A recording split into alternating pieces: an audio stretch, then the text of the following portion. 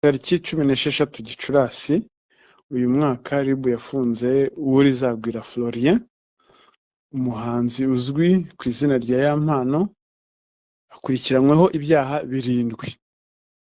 Icya mbere ni ugukubita no gukomeretsa ku bushake, gukoresha ibikangisho, kwangiza ikintu cy'undi, kunywa ibiyobyabwenge, ubwinjiracyaha ku cyaha cy'ubwicanyi, gukoresha imvugo z'ivangura n'ifungirana ry'umuntu bitemewe n'amategeko.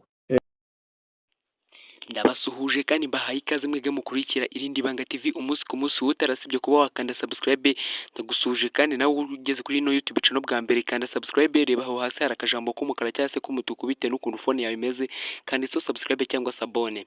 Nyuma yo kumaze gukanda iyo subscribe, reba aho hantu hari agakomwe uhatere kugira ati werekane ko ikiganiro wagikunze, kugira ati dukomeze kujya tubaha amakuru menshi atandukanye kandi yizewe. Uyu munsi rero ibintu ngira ngo tuganire nk'uko mwabibonye rero muri mu kavideo gatangira ino video yacu y'uno munsi. Mwabonye ko umuvugizi wa RIB dutangiye ari kuvuga ibyaha Yampano cyangwa se Uworizagwira Florien ari gushinjwa mu butabera. Uyu rero Uworizagwira Florien mu minsi yashize mwagiye mubona video ziwe ziri gutrendinga ku mbuga nkoranyambaga,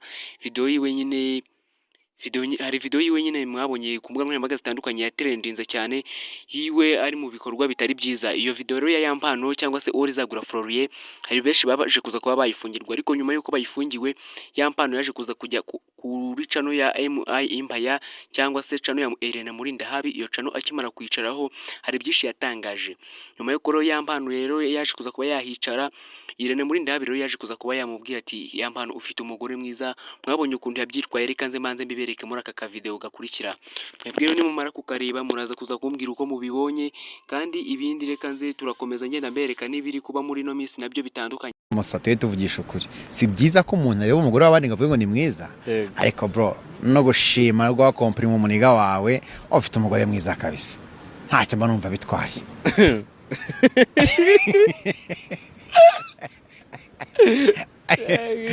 Yama kugase Umugore mwiza, ufite umugore mwiza mwana.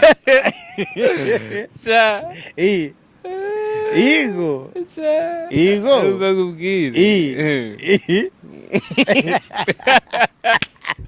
Igo kuko mubibonye rero muri no video yitwa tumaze kubakinira rero uyu Yampano cyangwa Uworizagwira Florien rero muri no minsi ishize rero mwagiye mwumva saga yavutse hagati yiwe n'umugore we Vava wamamaye ku mbuga nkoranyambaga ku izina Vava, ariko ubwiwe nawe yitwa Diane.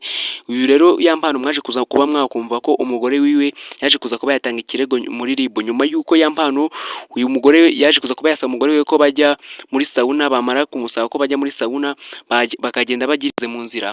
Umugore wa Yampano yaje kuza kuba yabwira Yampano ati ese wakihanganye ukabava muri phone kubona imbere hari abapolisi kandi kutwaye. Uyu Yampano rero nawe yaje kuza kuba yabyakira nabi kubera nyine n'amakimbirane basanzwe bafitanye atandukanye. Uyu Yampano akimara kubyakira nabi yaje kuza kugenda mutuka bigeze aramubwira ngo nsohokera mu modoka. Akimara kuvuga ati nsohokera mu modoka, umugore nawe yarasohotse ahita atega umumotari. Akimara gutega umumotari, Yampano nawe ntabwo yakomeje ngo ajye imbere nk'uko yari kujya imbere, ahubwo yarongera akatasubira inyuma. Noneho akimara gusubira inyuma yahise agenda ahita yurira ya moto umugore we yarariho ndetse n'umumotari barakomeretse cyane. Bakimara gukomereka cyane rero Yampano yaje kuza gufata umugore ahita amujyana kwa muganga. Akimara kumujyana kwa muganga yaje kuza kumuvanayo ahita amushyira mu nzu. Yamwatse telefone, akimara kumwatsa telefone nibyo natwe nta makuru natwe dukora kuri live ya Godfather yabaye kuwa gatanu ushize. Akimara kumwaka telefone yamufungiye mu nzu. Akimara kumufungira mu nzu we ngo yamushyiragaho n'ibintu byo kumukangatira umunsi nuramuka ugiye kundega muri RIB ngenzi yahura. Ibi rero nyuma yuko bibaye byose rero Yampano yaje kuza kuba yaturuka yigira ku Gisenyi. Akimara kujya ku Gisenyi uko ngo bamuhamagaraga buri munsi amubaza ahantu hari Yampano, we yatangazaga ko we ngo yibereye ngo i Bukavu. Yampano rero umugore we rero nawe ari kuri live ya Godfather turaza kuza kuba twabumvisha amajwi amwe mu majwi yaje kuza kuba yafatirwa kuri iyo live ya Godfather. Baje kuza kuba bamubwira ati umugabo wawe Yampano arangije nahita yihakana Yampano yivuye inyuma ko atari umugabo we ngo ahubwo ni umukunzi we. Uyu rero Yampano rero ubu ngubu kugeza kuri iyi saha ari mu maboko y'ubutabera, kandi Yampano nawe mbere yuko afunga nawe hari byinshi yabasha kuba yabanza gutangaza mbere yuko ajyanwa gufungwa cyangwa mbere yuko atabwa muri yombi. Uyu Yampano rero kugeza kuri uyu munota ari kuri sitasiyo ya RIB ya Kicukiro. Uyu Yampano yari umuhanzi mwiza, hari benshi bari bamaze kumenyera muziki nyarwanda. Yampano rero hari byinshi mwagiye mubona ku mbuga nkoranyambaga biri kugenda bitrendinga, cyane ko hariho na video ziyo zagiye zisohoka ngo ari kunywa ibiyobyabwenge harimo urumogi ndetse n'ibindi binini yanywaga. Uyu Yampano byose byashyizwe hanze ngo n'umugabo bita Godfather ejo bundi kuri live yabaye kuwa gatanu. Iyo live ubundi niyo yatangarijwemo byinshi kugeza naho abantu bose babimenye biturutse kuri iyo live. Reka tubanze tugire ukuntu tubanza kuberekana ku kavideo kabere kuri iyo live ya Godfather, turaza kuza kugaruka nyuma tuberekana bimwe mu byo Yampano nawe yatangaje mbere yuko ajya gufungwa. Nyuma yaho ukimara kujyana kwa muganga kuva tariki 24 wabashije gutanga ikirego cyangwa wagiye kurega Yampano wari umaze kukugonga kuri buri mwese, ndavuga ngo justice cyangwa ubutabera ku muntu wese. Allo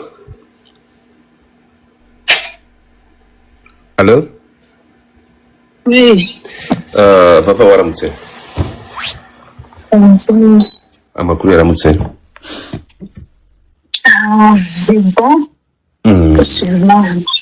Wakongeye kwijwi gato ko uri kuvugira kuri?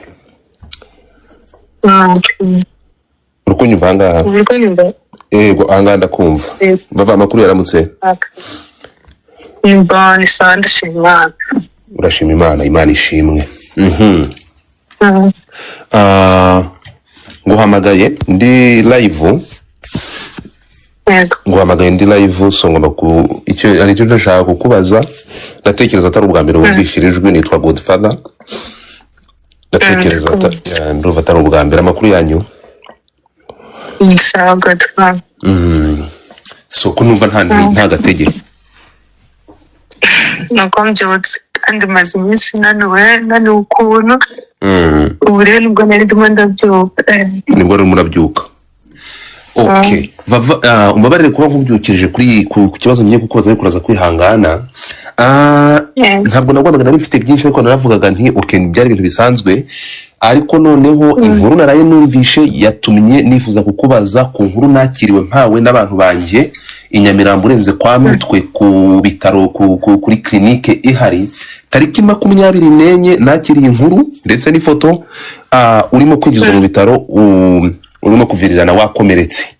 Vava byari byagenze gute tariki 24 z'ukwezi kwa gatatu?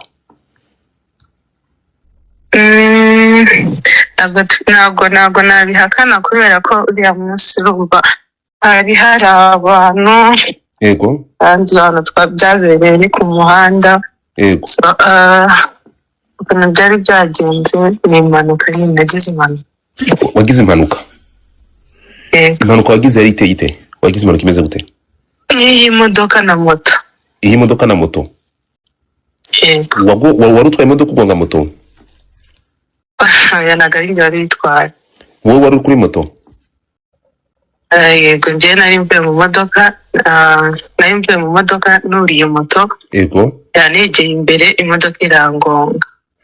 Imodoka wari urimo niyo yakugonze? Yego. No, imodoka ntabwo nari nyirimo, nari nyisohotsemo. Iyo wari usohotsemo? Yego ngiye kuri bike, noneho iyi modoka nini iradukurikira iratugonga. Irabakurikirira abagonga? Yego. Iyo modoka yari itwawe nande? Yari itwawe na Yampano. Na Yampano umugabo wawe? Ntabwo umugabo wanjye Godfather. I'm sorry. Yampano mujya muvuga ibintu neza. I'm sorry mbabarire. Yampano mwari muri yari umufiance wawe. Okay, umukunzi wawe? Yego umukunzi wanjye. Okay, reka dukoreshe ijambo umukunzi wawe. So wasohotse mu modoka wurira moto yakugonze, byari ubushake ni accident byagenze gute kugira ngo Yampano agonge moto wuriye? Byagenze gute? Yakugonze yagonze moto ku bushake, mwari mwajyanye amakimbirane, byagenze gute kugira ngo Yampano agonge moto wicayeho ukimara kuri moto akayigonga? Yabikoze ku bushake. Yagonze moto uriho ku bushake? Yego yagonze moto nari ndiho ku bushake. Ni ukuvuga ngo wari uvuye mu modoka hatarimo kumvikana, mwari mushwanye kugira ngo usohoke mu modoka? Yahagaze mu muhanda. Yego. Nta nubwo ari wenda ari no ku cyapa, yahagaze mu muhanda hagati asohora mu modoka, nanjye ndasohoka kuko nta kindi kintu ari gukora ako kanya, mfata moto. Yego. Nuriye moto, noneho maze kwambara kasike, twegeye imbere gatoya, ndebye inyuma yanjye mbona yadukurikiye. Yego. ngira ngo wenda agiye kudukurikira buhoro, wenda ahagarare nk'ahantu ababwire nsubize kuri moto nsubire mu modoka, ahubwo mbona yakisereye imodoka aratugonga njye n'umumotari. Arabagonga n'umumotari? Wakomeretse? Nyuma yaho rero narakomeretse mu biganza, ku maguru, ku matako, ariko nyine ako kanya nahise njyanwa kwa muganga, ngira ngo niyo mpamvu hari wabibonye gutyo. Niyo mpamvu nabibonye gutyo. Nyuma yaho ukimara kujyana kwa muganga kuva tariki 24 wabashije gutanga ikirego cyangwa wagiye kurega ya mpano wari umaze kukugonga? Oya, mu by'ukuri gatwara ibintu nk'abantu baba bamaze kumenyana. Ntabwo icyo gihe nta nubwo nari mfite n'imbaraga zo kuba nahita nihutira kujya mu bindi bintu. Nari mfite kubanza nkamera neza nkitaho. Nyuma y'uwabikoze asabye imbabazi rero, kubera ko hari ibindi nagombaga kwitaho cyane ndi gukurikirana, biba ngombwa ko nabiha umwanya ko icyo gihe. Hanyuma amakuru avuga ko mukimara kuva ku bitaro ukajya mu rugo, mukigera mu rugo yagufungiranye hanyuma agakwambura telefone, bifitanye isano n'ukuri?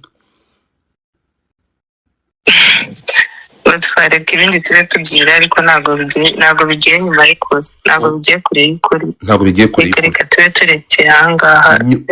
Nyuma y'ibyo byabaye, ya mpano amakuru yangezeho ni uko aya masaha afungiwe muri sitasiyo ya RIB i Kanombe. Byaba bifitanye isano no kukugonga cyangwa n'ibyo byabaye? Kadutegereze, gusa nanjye amakuru yakugezeho nanjye nuko nguko nyafite. Reka ibindi tubitegereze, dutegereze ibyo bari butangaze. Yego. Urumva aribyo byaba byiza. Urakoze Vava. Kandi ubu urumva gute none? Umeze gute? Warivuje, urimo koroherwa? Birimo biraza, urumva nyine mfite byinshi byo kwitaho bitanoroshye. Yego.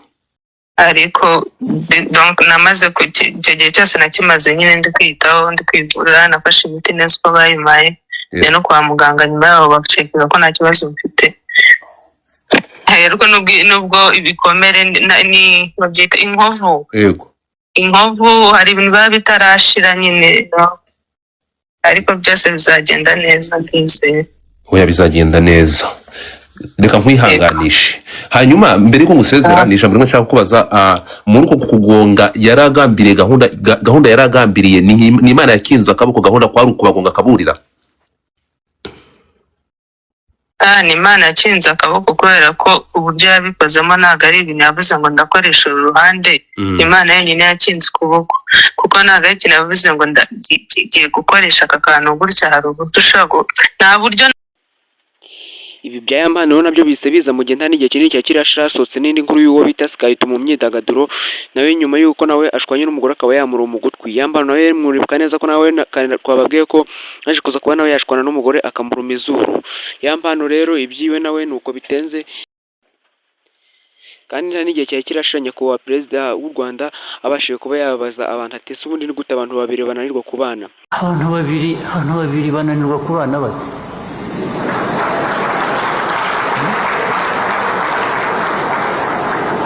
Ari abantu benshi bashyize hamwe ukaba ariko babiri babiri